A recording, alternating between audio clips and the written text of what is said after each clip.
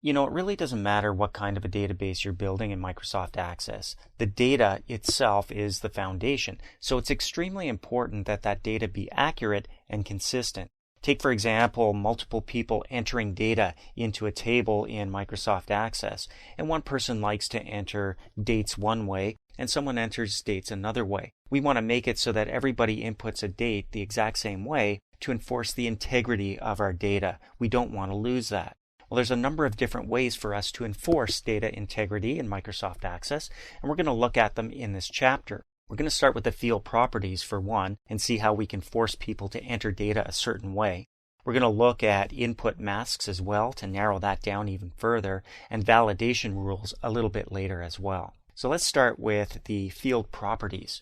And you can see I'm using Music Library 4A here. I got it from the Lesson 4 folder of the exercise files. It should look familiar to you if you've been following along. Here's a table that has album ID, title, artist. There's a rating in here, which is a numeric field. We've got condition, location, and media. So we're going to focus in on this rating field here. We want to make sure that people are inputting the right numbers the right way. So let's start with the field properties. The easiest way to get to the design view is to come up here from the Home tab on the ribbon and click the Design View button right here. We don't need to click the drop down below, which includes Design View, but Design View shows up right up here at the top, and clicking that will switch us to the Design View quickly. You'll notice that it's now the Datasheet icon that shows up over the View button, and I can switch back to Datasheet View quickly, going back and forth using this button.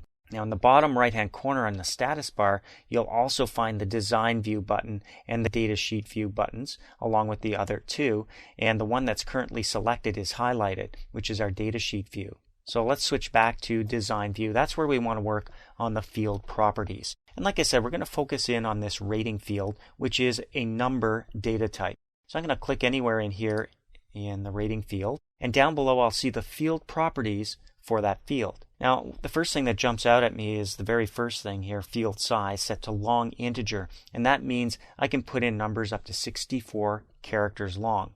Well, my rating system's from 1 to 5, so I'm using up a lot of space here in my table that won't be used. So I'm going to click in here where it says long integer.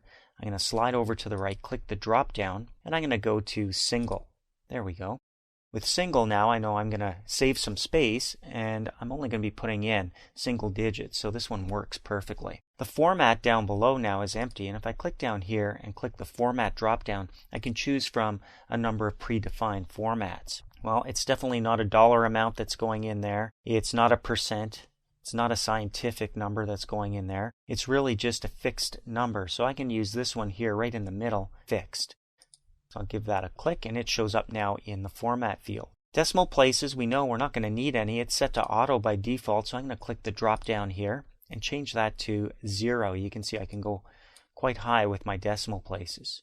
Alright, we're going to skip over input mask, caption, and go right to default value. We'll talk about input masks in the next lesson. The default value, we'll think about that for a second. If the majority of our albums are rated at, let's say, 4 out of 5, then we could make that the default value and never have to enter it. We'll only enter numbers that are not 4 when we need to. So I'm going to set that up as 4. Now there is an expression builder button over here that we'll look at when we get to validation rules. This can help you build equations and so on. Really, it's just simple. The default value is going to be 4.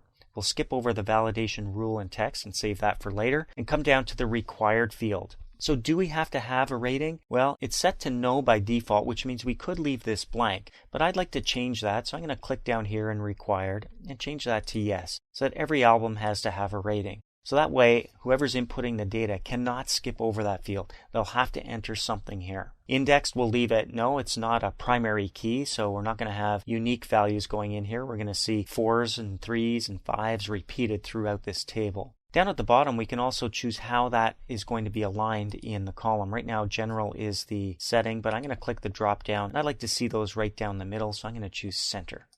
There we go. So we're making changes to the design of our table in our database here. We need to save those changes before we go and test this out. So data integrity rules have been changed. Keep in mind that when you've got a table that has existing data in it, that the existing data may not be valid for the new rules. Now, I'm pretty sure that it is, and I will continue regardless by clicking yes. Okay, so let's switch to the datasheet view and take a look at our table. Look at the ratings. They're all down the middle now. They do conform to a single digit and no decimal places, so we're okay there. We didn't lose any data as a result of making those changes to the field properties. Now, to enforce data integrity even further now, we can go to what's called an input mask. Input masks force people to enter data a certain way, and we're going to look at that next.